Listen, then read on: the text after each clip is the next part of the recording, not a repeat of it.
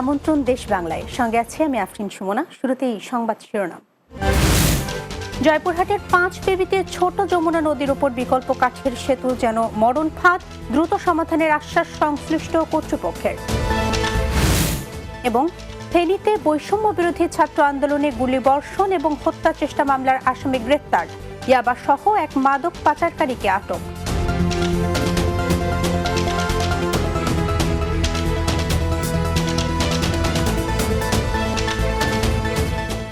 শুনছিলেন শিরোনাম, এবার বিস্তারিত। জয়পুরহাটের 5 বিবি বড় মানিক এলাকায় ছোট যমুনা নদীর উপর স্থায়ী সেতু নির্মাণের বিকল্প হিসেবে তৈরি কাঠের সেতুটি যেন মরণ ফাঁদে পরিণত হয়েছে। সীমিত চলাচলের নির্দেশনা না মানা এবং বর্তমানে নদীতে পানির চাপে সেতুটি এখন ক্ষতিগ্রস্ত। এটি ঝুঁকিপূর্ণ ঘোষণা করে দ্রুত সমাধানের আশ্বাস দিয়েছে সংশ্লিষ্ট কর্তৃপক্ষ। জয়পুরহাট প্রতিনিধি আয়েশা সিদ্দিকা আশার প্রতিবেদন, জানাচ্ছেন মাসুদ রানা। সীমান্তবর্তী 5 বিবি উপজেলা বড়মানিক এলাকায় ছোট যমুনা নদীর ওপর পুরনো ভাঙ্গা সেতু স্থানে নতুন সেতু নির্মাণের কাজ শুরু করে ঠিকাদারি প্রতিষ্ঠান WT প্রাইভেট লিমিটেড ও MD সোয়েল জেভি। সেতুটি নির্মাণ কাজ চলাকালীন সময় মানুষের পারাপারের জন্য বিকল্প কাঠের অস্থায়ী সেতু করে দেওয়া হয়। তবে নিয়মে তোয়াক্কা না করে গাড়ি পারাপার হওয়ায় সেতুটির এখন দুর্দশা, দেখা দিয়েছে দুর্ঘটনার ঝুঁকি। টানা বৃষ্টি উজান থেকে নেমে আসা ঢলে নদীর পানির তোড়ে কাঠের সেতুটির কয়েকটি খুঁটি ভেঙে ও হেলে যায়। এছাড়া কাঠের পাটাতনের কিছু অংশ দেবে গেছে। পায়ে হাঁটা ছাড়া অন্য যান চলাচল নিষিদ্ধ করা হলেও চলছে মোটর বাইক, অটোরিকশা ও ভ্যান। বৃষ্টি আমাদের মরণ ফাঁদ হিসেবে পরিণত হয়েছে। একদিকে ব্রিজ হেলে গেছে, যে কোনো সময় ভেঙে যেতে পারে। এই যে এতগুলা যাত্রী নিয়ে যাচ্ছি, আমরা খুব রিস্কের মধ্যে আছি। এখানে আমাদের এই ব্রিজটা সংস্কার করা খুব প্রয়োজন। ঠিকাদার প্রতিষ্ঠানের কর্মচারী ও প্রতিনিধিরা জানান, ঝুঁকিপূর্ণ সেতুটি মেরামতের কাজ চলছে। লোকজন গাড়ি থেকে নামায় হাঁটে দিয়ে পাঠাচ্ছি।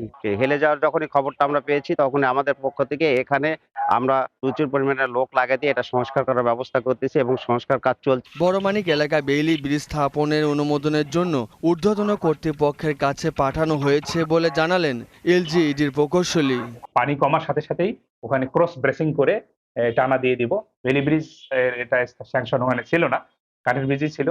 তা যাই হোক, আমরা এলাকাবাসীর দাবির প্রেক্ষিতে ঊর্ধ্বতন কর্তৃপক্ষকে বেইলি ব্রিজ করার জন্য আমরা অনুমোদন চেয়ে পত্র দিয়েছি। Desk report, Bangla TV. আসন্ন শারদীয় দুর্গোৎসব নির্বিঘ্নে উদযাপন উপলক্ষে বরিশালের গৌরনদীতে উপজেলার সকল দুর্গা মন্দিরের সভাপতি ও সাধারণ সম্পাদকদের সাথে মতবিনিময় সভা অনুষ্ঠিত হয়েছে। উপজেলা কেন্দ্রীয় দুর্গা মন্দির প্রাঙ্গণে এই সভার আয়োজন করা হয়। গণেশ চন্দ্র দাসের সভাপতিত্বে এতে প্রধান অতিথি ছিলেন বিএনপির কেন্দ্রীয় নির্বাহী কমিটির সদস্য ও অ্যাসোসিয়েশন অব ইঞ্জিনিয়ার্স বাংলাদেশের কেন্দ্রীয় সভাপতি ইঞ্জিনিয়ার আব্দুস সোবাহান। বিশেষ অতিথি ছিলেন মডেল থানার ওসি মোহাম্মদ ইউনুস মিয়া, জেলা বিএনপির সদস্য আনোয়ার সাদ্দাত তোতাসহ অন্যান্যরা।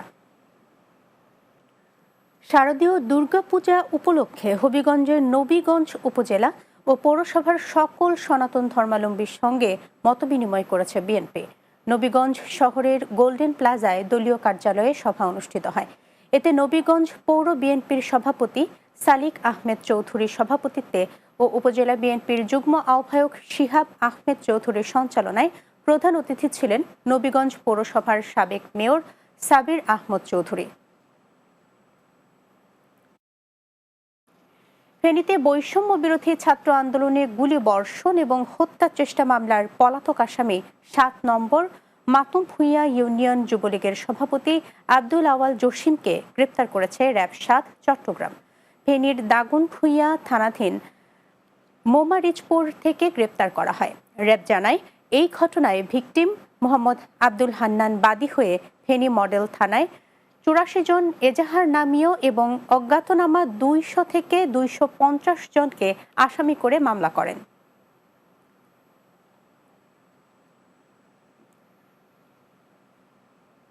ফেনীতে 7,700 পিস ইয়াবা সহ হোসাইন মোহাম্মদ এরশাদ পারভেজ নামে এক মাদক পাচারকারীকে গ্রেপ্তার করেছে মাদকদ্রব্য নিয়ন্ত্রণ অধিদপ্তর। ফেনী মডেল থানাধীন লালপোলের ঢাকা চট্টগ্রাম মহাসড়কের পশ্চিম পাশ থেকে তাকে গ্রেপ্তার করা হয়। এই ঘটনায় আটক ব্যক্তিকে আসামি করে ফেনী মডেল থানায় মামলা হয়েছে। গ্রেপ্তার পারভেজ কক্সবাজার জেলার ঈদগাহ থানার মৃত মুজাফফর আহমেদের ছেলে। ব্রাহ্মণবাড়িয়ার নবীনগর উপজেলার কাইতলা দক্ষিণ ইউনিয়ন পরিষদের চেয়ারম্যান মোহাম্মদ শওকত আলীকে সংঘর্ষের ঘটনায় গ্রেপ্তার করেছে পুলিশ।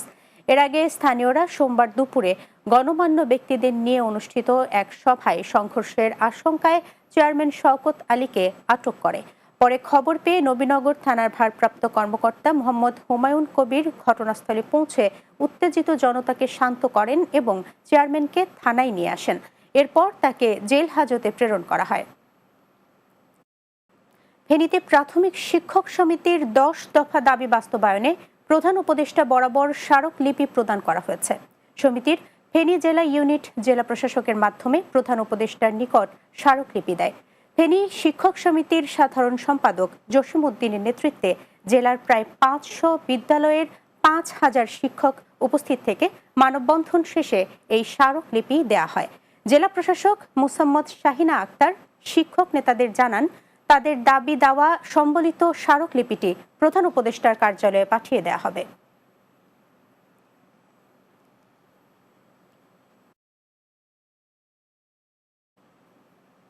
দেশ বাংলা নিচ্ছে বিরতি। ফিরে আসার পর অন্যান্য সংবাদের সাথে আরো যা থাকছে। 10ম গ্রেড বাস্তবায়নের দাবিতে কুমিল্লায় সরকারি প্রাথমিক বিদ্যালয় শিক্ষকদের মানববন্ধন। নওগাঁয় সার্ভেয়ারদের অবস্থান ধর্মঘট।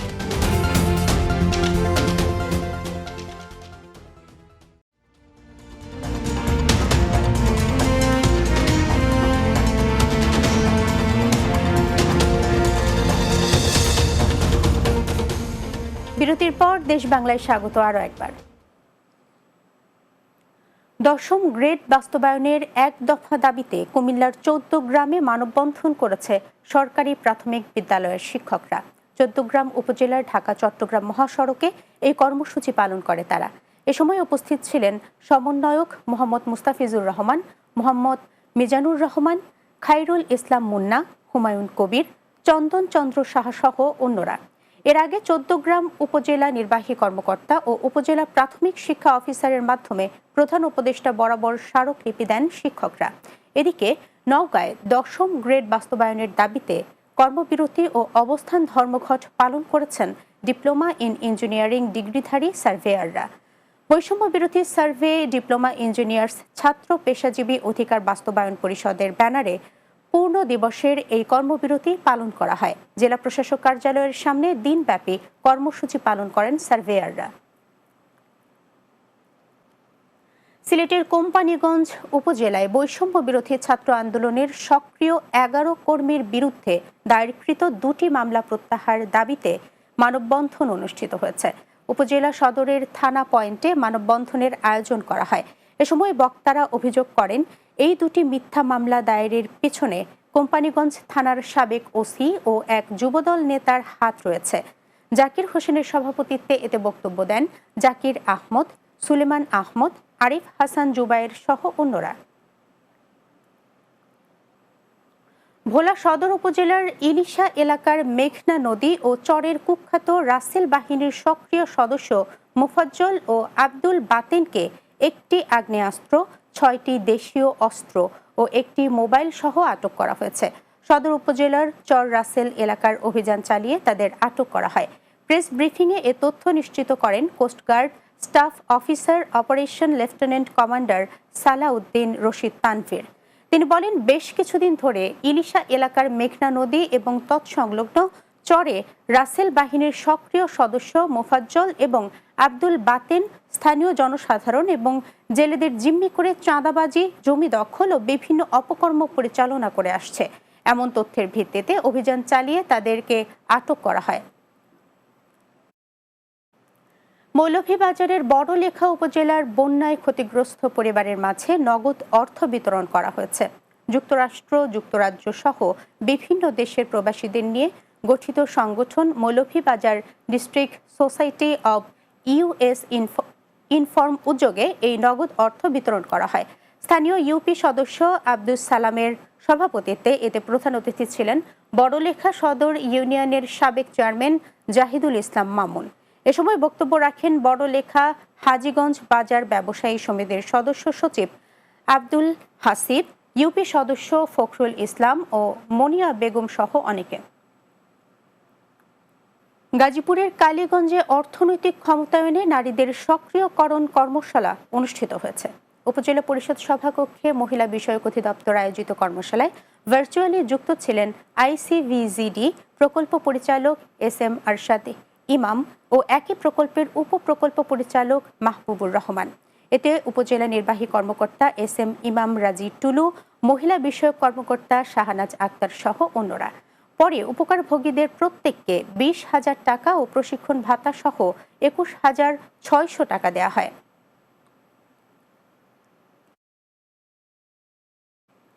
জামালপুরের সরিষাবাড়িতে আন্তঃস্কুল, মাদ্রাসা ও কারিগরি শিক্ষা প্রতিষ্ঠানের 51তম কাবাডি ফাইনাল খেলা অনুষ্ঠিত হয়েছে। উপজেলা পরিষদ মাঠে মাধ্যমিক শিক্ষা অফিসের আয়োজনে গ্রীষ্মকালীন কাবাডি বালক ও বালিকা দলের ফাইনাল খেলা অনুষ্ঠিত হয়। খেলার উদ্বোধন করেন উপজেলা নির্বাহী কর্মকর্তা শারমিন আক্তার।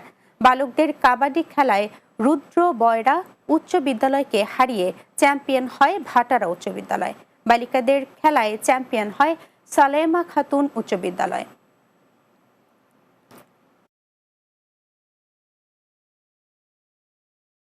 শেষ করব দেশ বাংলা, যাবার আগে শিরোনামগুলো জানিয়ে দিচ্ছে আরো একবার। জয়পুরহাটের 5 বিবিতে ছোট যমুনা নদীর উপর বিকল্প কাঠের সেতু যেন মরণ ফাঁদ, দ্রুত সমাধানের আশ্বাস সংশ্লিষ্ট কর্তৃপক্ষের। ফেনীতে বৈষম্য বিরোধী ছাত্র আন্দোলনে গুলিবর্ষণ এবং হত্যার চেষ্টা মামলার আসামি গ্রেফতার, ইয়াবা সহ এক মাদক পাচারকারীকে আটক।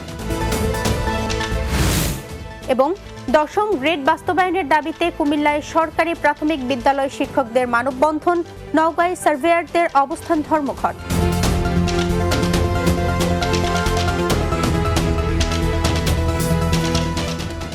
এই ছিল দেশ বাংলায়। আমাদের পরবর্তী সংবাদ বিকেল 4টা 30 মিনিটে দিনের বাংলা দেখার আমন্ত্রণ রইল।